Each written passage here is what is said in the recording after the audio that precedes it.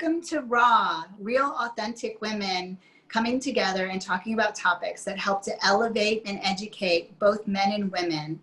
We really appreciate you taking the time to view us today. My name is Tabitha Polenz, and I am the president of Beda's Living, along with the integration manager of active design for Level Heads. And I have some guests today, and we're going to talk about committees and boards. My guest today, Amy Whitacre. She is the Vice President of National Business Development for First American. Suzanne Hamilton is the Senior Vice President of Commercial Real Estate for Erie Bank. And Anna Dodson is the Vice President of Business Development for amHigley. So before we get started with boards and committees, I'd like for each of these ladies to talk to you about who they are and what their experience has been over the years with boards and committees. So you want to start, Amy? Sure. Thank you so much, Tammy. I appreciate the invitation to participate in today's series. As Tammy said, I'm Amy Whitacre with First American Title. I've been with my company for 18 years. And when I started with the company, I knew nothing about commercial real estate. And so a really close friend of mine, Suzanne Hamilton, was at that time the president of CREW Cleveland, and CREW stands for Commercial Real Estate Women. And she encouraged me to join CREW. And so I joined CREW, but for me, just joining CREW wasn't just to be a member. I wanted to participate and get involved in the organization and try to meet as many people and learn about commercial real estate. So I joined a committee and was on that committee for a bit. And unfortunately, the chair of that committee had to step down. And so myself and another crew member took over pretty much as chair and put together a program that was taking place in a new development called East 4th in downtown Cleveland. And so from there, I, had spent time in other committees and CREW, and then through my experience there, was able to become the chapter president in 2008. And through my experience with CREW led me to another organization called NAIOP, which pretty much encompasses all of commercial development. And the then president-elect, Matt Ambrose, had reached out to me and said, I've heard your name. It's been brought up to my attention. And we have this committee called the Awards Committee for NAIOP, which is their largest fundraiser for the organization. And he asked if I would be interested in chairing that. And so I said, well, I don't know how you got my name. I don't know you. And he said, you are highly recommended. And so I ended up taking that role and was chair for a couple of years. And then through that, I became the president of NAIOP. And I've kind of done the same thing with Urban Land Institute. I've been involved and got on committees and then co-chaired the Women's Leadership Initiative. So I feel like if you really are looking to get most out of any organization or learn more about whatever you're passionate about, it's really important not only to join the organization, but to get involved. And that's where you meet the majority of the people. And through my years of experience, I was asked to join the Cuyahoga County Habitat for Humanity Board. A lot of the board members are people that are in commercial real estate that I've known throughout the years. So I was very honored to be asked to join that board. But as I tell people, it's really important to just try to get the most out of an organization and be active. And it's a great way to learn more about what you're passionate about and to connect with other people. So that's what I would say, that was be interested in being involved in the board. Or a board. Thank you. It sounds like a pretty extensive history with boards and committees. And I think you mentioned that yours is more on a local scale, local to Cleveland. Is that right? Yes. Great. And then Suzanne, I think, has a more extensive, broader reach with some of the boards and committees that she's worked on. Suzanne, would you mind telling us a little bit about your history? Not at all. Thank you as well for inviting us. We're kind of a little pack of women that run together and get energy from one another with Anna and me and Amy. So it's fun to be here with them. I have about almost 30 years of experience in banking. And as Amy described, within your industry, sometimes that's the easiest way to get involved in an organization. So I too was involved with Crew since 1993, actually. And the first thing I did as well was to get involved in committees. In my opinion, getting involved in the committees and even kind of cross-training in different committees is your best way to get to know an organization once you're involved physically with it. Attending meetings, of course, is a more arm's length way. So I was involved with Crew and went through the different leadership roles there. Ended up as president in Cleveland in 2002. Is that right, Amy? Yes, 2002. 2002. Keeps me in check. And then rolled off and still a member to this day. And then so you have your industry association organization. So I'm a member of other organizations as well, but not in a leadership capacity necessarily. But along with industry associations are not-for-profit boards, which they can all be that, but more of the like the Habitat for Humanity, where it's a service providing kind of organization. And in the early 2000s, I started volunteering for the Cleveland steering committee of the Human Rights Campaign. And that's actually where my heart has been for the last 16 or 17 years. And I started off on the Gala committee, then in a different committee, again, wanting to cross-train in what was going on with that organization to know if I wanted to take a full dive into being a board leader. And since that time, I have served now 13 years at the national board level, first through their social board, then through their business board. And there are actually differences there, whereby the social board will oversee the events. You have a fiduciary responsibility as a board member, but you oversee the events and activities in a steering committee city, of which we have 32. And then I rolled onto the business board, which means you oversee the business of both the C3 and C4 in my case. And so lots of different focus between the two. When you're on a business board, you are the boss of the president of an organization, and it requires quite a bit of hands-on finances, et cetera. But the other local group that I was involved with was the YWCA, more in an advisory council level. So that's yet a different kind of being involved, where it's not the monthly meeting, monthly calls, monthly in person, where if you're in an advisory level, you are reaching in from a little further distance, applying your business savvy, if you will, in the area that they need. So it's definitely takes passion, and I think it takes, in my opinion, cross-training so you know what you're getting into. But then once you get involved, you reap the benefits of being personally and physically involved. Wow, you both have some pretty extensive experience with boards and committees. Thank you again for being on here so that some of our viewers can get an idea of what it takes, but also understand that you really thoroughly have been doing this for a long time and you have a lot of experience. Anna and I came up with the idea to have the two of you on here because we know that you're involved in a lot of boards, and Anna and I really don't have the same experience, though Anna has more experience than I do. I have the least. So Anna, if you could tell us what your experience is. Sure, thanks, Tammy. So I started out small and have been a member of several committees in the past 21 years in my career. So IIDA, AIA, NAIOP, served under Amy's leadership in NAIOP and was co-chair of the awards event as well. So, you know, I was at the committee level for so many years, and most recently in the year 2020, realized that I really wanted to further my involvement and start to make an impact in the community through board involvement. So for me, it took me some time to figure out where my passions lie. Still working through that, you know, as I grow personally and professionally. But I am currently serving on 3 boards as of this past March. Vedas Living, obviously, is one of them. City Year Cleveland, and Border Light. So all of these boards are very different. And the way that it started for me was once I knew I was ready to make the financial and time commitment that it would take to be on a board, I then made some connections through people that I know and organically became a part of these boards that I had an interest in.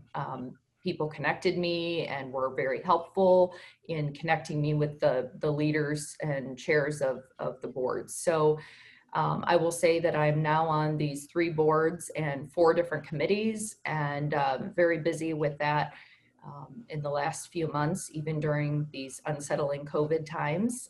The boards are still very active, and we're doing a lot of virtual meetings, and it's been great. Nice, thank you for sharing. But I'm the student here. I decided to get involved with committees. I'm not at the board level other than, you know, owning and running Veda's Living. And I had been in health and wellness for a long time, and switching over into the design arena, I realized that I needed to meet more people, and I wasn't quite sure how to do that other than the typical business development means. And I needed to also learn about the industry. So the first committee that I joined was the programming committee on ULI, and that's how I met Amy Whitacre and Suzanne Hamilton. And then I've already known you because we met, you know, early on when I was doing business development, which was pretty great. So I literally only gotten stuck my toe into this board committee concept, but definitely wanted to learn more. And especially as I heard some of your stories and how rewarding it has been to you, and how, you know, sometimes you just get asked to be involved because of your work on some other boards or committees and work in other areas, or the fact that you have this heart to help some purpose. And that really appeals to me. So before we go any further with boards and committees and maybe how to get involved, I think we should clarify, you know, what is the difference between a board and a committee? And, you know, what are the nuances of that? And we'll get into the details of, you know, what that means in terms of commitment wise, but let's maybe clarify what a committee and a board is. Anna, or Suzanne or Amy, do you want to jump in on this one? I can start. The board, members of the board are the oversight and the leaders of whatever that organization is doing, where the committees, and sometimes organizations call them subcommittees, because a board can be considered a committee in and of itself. And then the committees or subcommittees beneath it, I would say, do all of the logistical work related to a certain area of the mission of that organization. Amy mentioned CREW. So CREW has the board members have oversight to particular committees. They may even chair a committee, but the committee members themselves do the work on organizing programs, for example, or membership, or fundraising and sponsorship. So the committees are the worker bees that are involved in a particular area of the organization. The board has more general oversight, while they may chair or advise to a committee. But one of the distinct differences between a board is the fiduciary responsibility. You're responsible for the economic health of the organization. Everyone involved is signs on to be responsible that way. And some organization boards may or may not have a financial gift requirement of the board member, and that varies by organization. So it sounds like, to summarize what you're saying, is that committees kind of have some duties that drive the purpose, and the boards kind of oversee those duties and the economic status of the organization. And so, you know, one of my questions was, you know, what's the purpose of setting up these committees and boards? But I think you've answered that with that question, and that is to drive the mission of the organization. So what are some of the reasons why an individual might think of joining one versus the other, and maybe at what phase would they join one versus the other? I know there's been talk about usually you get involved with the organization, then maybe you know, move into committee and board. So what would be the purpose, and kind of how does that process go? Suzanne, do you want to take it? Oh, go ahead. So to decide which organization that you want to be involved in, it's really about what you're passionate about and where you think you can get the most out of and what you can put the most into. So for example, with my joining CREW, that's the first organization I joined when I first came into this industry, as opposed to the other organizations, and really was involved in CREW. For me, it was new in this organization, Crew focuses on advancing women in commercial real estate, which is at that time and still is where I wanted to put my focus and to gain as much as I could out of the organization. So my involvement was very crucial for me to be active, not to just be a participant and go to things, but really kind of have a voice, kind of be out there and, making the difference and creating programs that people would find interesting and beneficial. And through those steps and learning, gaining valuable insight on leadership skills, because I think when people start in attending these organizations or join a committee, it really helps you learn a little bit more and understand and gain knowledge of leadership, which takes you to the next level on, possibly being on the board of that organization.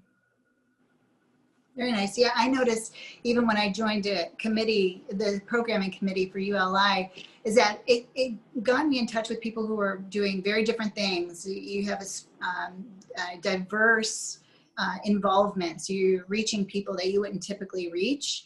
And they're usually leaders within their organization. So it's nice to have contact with those individuals. And then you kind of see how they do things in terms of like, what is the objective and then how do they get the objective done? So for me, it was like meeting people, but then it was also learning more about the industry. And our industry is there are a lot of moving parts in our industry, all the way from the finance to, building a building, wetland delineation. So it's pretty interesting and there's a lot to learn. So for me, it was a big learning experience. That was, part of the reason. Suzanne or Anna, do you guys have other reasons why you joined? I agree with Amy. When it's an industry association, either as a member, getting onto a committee, growing within the organization to be a potential board member, it is very fair to have the selfish motivation to join. You need to have a reason. You need to have a reason to make the phone call, to join the call. You need to have a reason to get in the car and go attend that meeting or attend that committee meeting. And as well as with the not-for-profit social kind of justice board. One of the most valuable lessons I learned was in Leadership Cleveland. A woman spoke on when is it time to quit something? And the answer is, and it really helped me with thin out what I was doing, and that is, if you do not look forward to being there, you are not putting your whole self into it anyway. So if you're regretting your involvement, it's time to go. And it doesn't mean you don't still believe in the cause. It just means that it's not feeding your soul right now. So you'll be a better member if you step away, perhaps. So I think especially when it's around something that doesn't benefit your workplace or your networking for your business, etc., you really need to be sure that you are involved for the right reason and not because you think you should be or someone told you you should be. It needs to really be serving a purpose for you so that you in turn can give your full self. That's a good point. That's a good point, because then it feels more like work versus a passion. And we know that our passions are what drive us. And I know Habitat for Humanity and some of these boards with women initiatives and elevating women, that's a very different level of commitment, right? It comes from the heart. So what have you noticed, prior to being on boards and then after being on boards or committees, what has changed? What has changed within you? How has that fulfilled you spiritually? How have you grown as a person? Maybe what impacts has that had in ways that were surprising to you? I'll just start this really quick. What I tell people about being on boards is through all this time and energy, you really meet amazing people who become lifelong friends that you can pick up the phone and call, or if you have a question about something and you're not sure who to go to. I mean, you create such a great, strong friendship with these people that last a lifetime. And I'm forever grateful that that I have these women in my life. I know you dove in a big way in 2020. How does the before and after feel to you?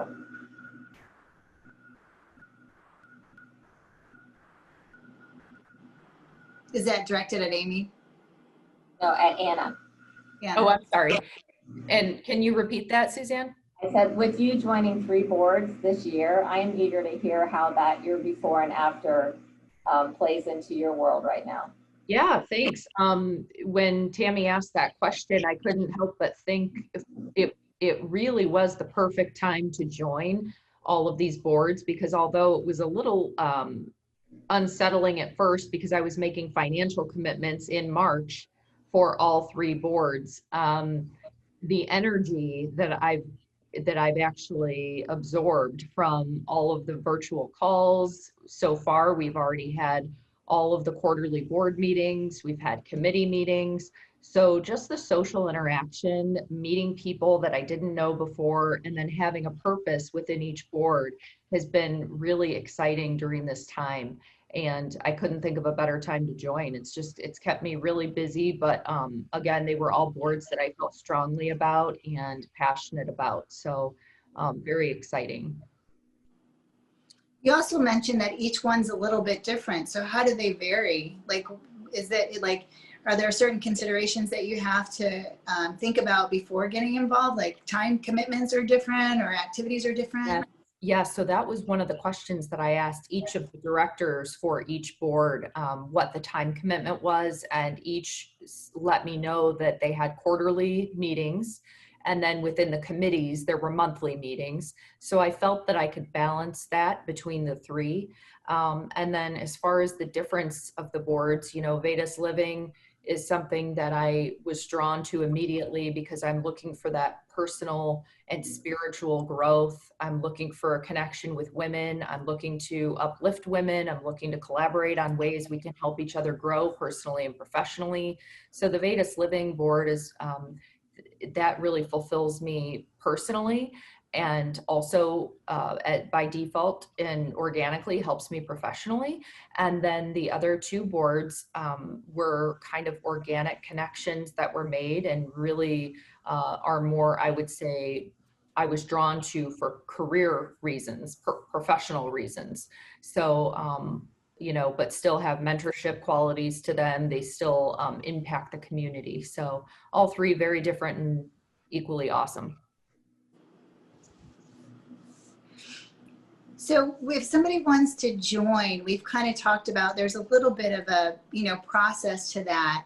Can we flesh that out in like a step-by-step process for somebody who's considering that or wants to get more involved? Is there do you have to be a certain age? Do you have to have a certain experience? Is it more just about, step 1 is figuring out, the purpose of why you want to get involved and then finding alignment?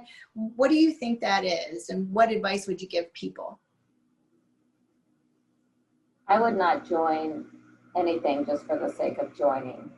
As Anna talked to, it needs to provide, especially if you're in multiple situations, each has to provide a benefit to you, either professionally, based on your social justice cause, like I do, or based on your community, the needs of the community that you think are critical. So it's going to sound very odd, but when I was on the board of directors with HRC, I'm now on their emeritus council, I was literally probably between that, the national and local organization and my other things, I had 10 meetings a month. But because they each had a different purpose, they all were meaningful, and it worked out. And I did this through raising a kid too. So if you are motivated and it feeds your soul, as I've said, you will find a way to work for it to work. But that being said, it's been nice to step back and have a little more time and be in an advisory position. And I would say the other thing that is important to think about is don't be the same person for every board or every committee. You do actually, in my opinion, need to grow through committees to a board level, because you should be you're often invited to be on the board, or you submit a request, a letter of interest. So I used to be on the boards for Arts District Board, and it was fun because the whole mission was different than anything else I was doing. I wasn't always just the finance person on a board. So sometimes you can do more because you're doing it in a different way, and it just is meaningful to you, another part of your brain, maybe. I'd love to hear a story, like a positive story about being, whether it's volunteering on a committee or being a part of a board. What's a positive story that's kind of an outcome that you didn't expect or was just a delightful story to hear about your work? Like all of that time being invested in, and this is a cause that, you know, was supported, and here's one particular, you know, experience. Can each of you tell me? Sure, I could start. You know, with my involvement with Habitat, I am on the family selection committee where people submit applications to see if they're able to get a home through Habitat. And so we go through, and there's criteria that people have to fill out. There's hours that they have to invest in it before they get a home. And this just happened recently where one of the people that we approved sent this letter thanking us from the bottom of her heart for accepting her into the program. Just it doesn't mean she automatically gets a home. She still has to do these criteria, but she needed such a change from where she was and the conditions that she was living in, and how it's going to impact her life for the better, and how her kids are going to benefit from this. And she's so forever grateful. So, you know, I you know, when I first got into Habitat, I didn't know all about it. And since the years I've been in there and have been involved, you just see the impact it's brought to your community.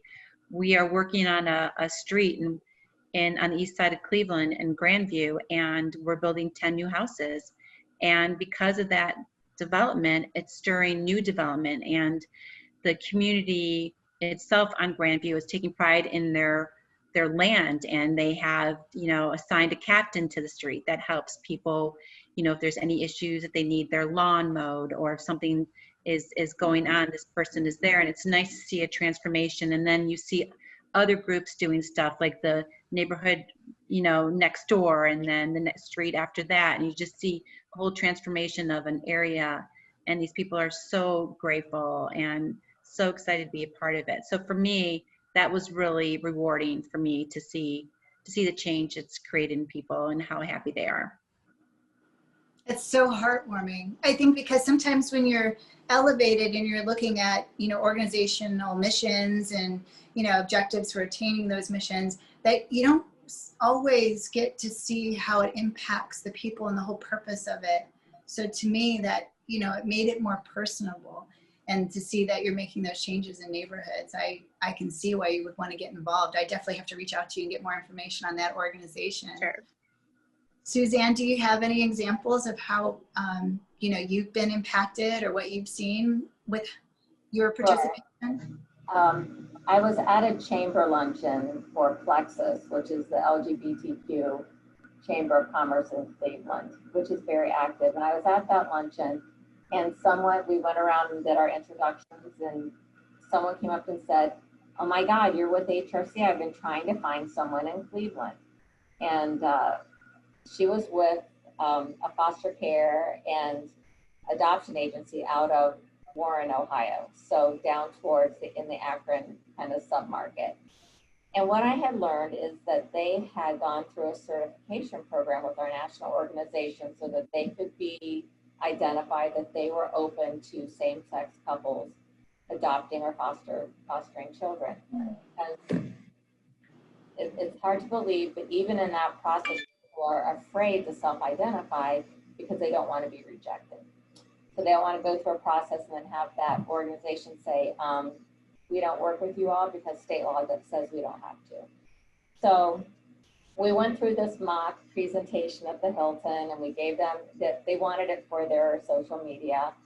And we ended up pulling together during November, which is National Adoption Month, a panel that consisted of their clients, a moderator who had been in foster care and identified as LGBT. And we had 55 people show up at Trinity Church for this. And do you know that they had 5 applications for adoption or foster care go through from that event? And it provided so much activity that they hired another person to be out of Cuyahoga County to work on this. So something little turned into something very fulfilling. It had nothing to do with my board work except she identified with me at that luncheon because I said the organization name, and then to my surprise at the next national board meetings, Cleveland got an award for that event. So it's just, That's great. Yeah. it's, Amy said, when you do things just because it's the right thing to do, it's surprising to see who notices and who appreciates it. And that's, in essence, if you're appreciated for what you're doing, that's what gives you the energy and the fuel to keep on going. Yeah, it fills your cup. You feel like there's a connection there that you would have never make with another human being, and several, it sounds like. And just, I want to add one thing with Suzanne. I mean, she hasn't brought this up, but Suzanne's also on the board of a new district out on the west side in Lakewood on 117th in Detroit, where they purchased an old theater, the Fantasy Theater. And Suzanne, do you want to talk a little bit more about that board? Anna and Higley are involved in this as well. So, yes. Anna, was that going to be your example maybe? No, actually your stories are super inspiring, but because I'm a newer board member to all of these boards, I don't have a great story to share yet. You will, trust me. Yes. Because of being with HRC, it's kind of funny. You don't realize when you're at a board level and in a role for a while that people notice, and it carries a lot of responsibility because they have expectations around it. But Betsy, Figgy, and Daniel Budish, who are the developers on what's called lovingly the hub. It's a whole community that's going to be around providing services, both social and social activity and service needed buildings and spaces for the LGBT community. So they asked me to be on the foundation board. So very early, but these folks are gung-ho. They've already acquired 2, maybe 3 buildings by right now, and Anna's company is working on the business side of it with the buildings. And I don't know, Anna, how you got involved. I'd actually be interested in hearing about that. So we've known Betsy Figgy for years, just through professional deals that have been done. She works a lot with nonprofits, and Higley has a strong presence in the nonprofit community. And whenever we can help nonprofits, we do. So that's how we became connected. We're on a ULI breakfast event where they highlighted that project, and it sounds like an exciting project, doing great things for the community and for that group of individuals where, there's a sense that I got that not everyone feels comfortable in their own skin being in certain neighborhoods, and that brings a sense of inclusivity to the community. So I can see why you guys brought up that topic. To Anna's, I know that you said you haven't had much experience, but I will say that your effort to highlight some of these organizations is commendable. I was at the event for Empower Her Network, and you really highlighted this organization. Though you're not on the board or a committee, I do see your footwork in actively supporting organizations, which we haven't really talked about, but I think there are other ways. If you're not comfortable with getting involved in committees or boards just yet, there are other ways to do it. And this was a great example. You brought maybe about 20 or 30 people together in a room at Higley and brought in Empower Her Network, and Empower Her Network is about elevating women and sex slavery. So the thing that stood out to me about that organization was they get really involved. There's a lot of out-of-the-box organizations where they say, hey, we're here, you can come see us and we'll provide support to you. But with this particular organization, they literally get out into the field, and their staff can even sometimes put themselves in danger when they're helping these women to get them away from, because prostitution is part of sex slavery. So, getting them away from, their pimps, I guess, and providing a new life for them. And there's a whole process to that. A lot of those women are criminalized when they get in trouble for prostitution, when really they're forced into that position.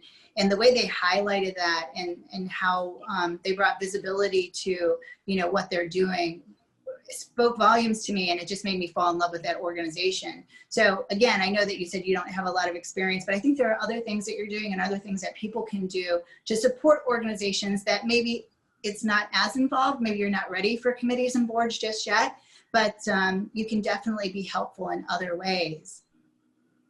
So, you know, I think that, you know, we'll kind of talk about step-by-step involvement real quick. So the way that I kind of understood this, and please step in and let me know if you think that I'm missing any steps or there's some prior steps, just to give our viewers a real clean idea of like a step-by-step process in order to get involved is, one, you have to truly understand your purpose and why you want to get involved. And then once you get involved, you want to choose an organization that aligns with that purpose and aligns with your passions, whether it's, you know, some of the organizations that are there for career development or networking, or ones that have deeper roots in your soul for contributing to the world and helping to make it a better place and helping to elevate people.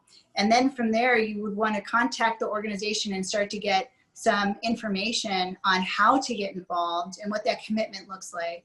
And the commitment is time and also financial commitment. So you want to understand that every organization is a little different in what they expect with that involvement. And then understanding those expectations, you know, make a decision on moving forward. But once you move forward, I think the most important thing that I hear from all of you is that you have to remain committed. It's going to take time. It's going to take a lot of work, but the rewards are impactful in so many ways than you probably first intended when you got involved. Would you ladies agree that those are the steps? Am I missing anything? I think making sure you test drive the organization through attending events, or even maybe a board meeting or a committee meeting, just to get a feel for it is so important, because the greatest disservice that you can do for yourself and for that organization is to make a commitment that ends up being a bad fit.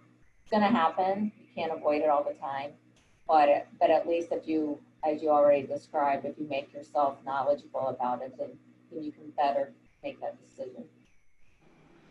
I like that. Suzanne. Get involved first. Yep. Yeah, I would also add just making sure that you ask about the time commitment and the financial responsibility as well, because chances are there is some financial level of commitment that will be required of you both personally and from your professional organization in some cases. So making sure you're buying in and understand the expectations. Great. Well, again, thank you so much for taking the time to meet in this Zoom call today so that we could teach people and help elevate both men and women on how to get involved and contribute to these really great organizations out there that are doing wonderful things. So I'm sure that there are some viewers that will want to get in touch with you either about what you're doing with your organizations or about boards, and how can they get in touch with you? Amy, do you want to let the viewers know how they can get in touch with you? Oh, sure. You can always email me. My email address is awhitacre@firstam.com. Last name is WHITACRE. You could also always welcome for a phone call if anybody wants to reach out to me. And Suzanne?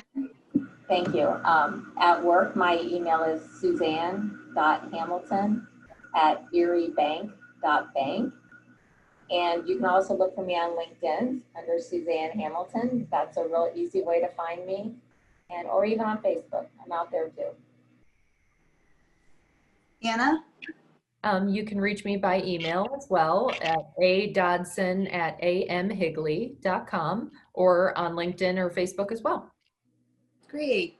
I'm going to have all the links available below this video. You can reach out to me. Don't forget to follow our YouTube channel at vedasliving.com so that you can see more great topics that can be helpful for elevating and educating you along your journey.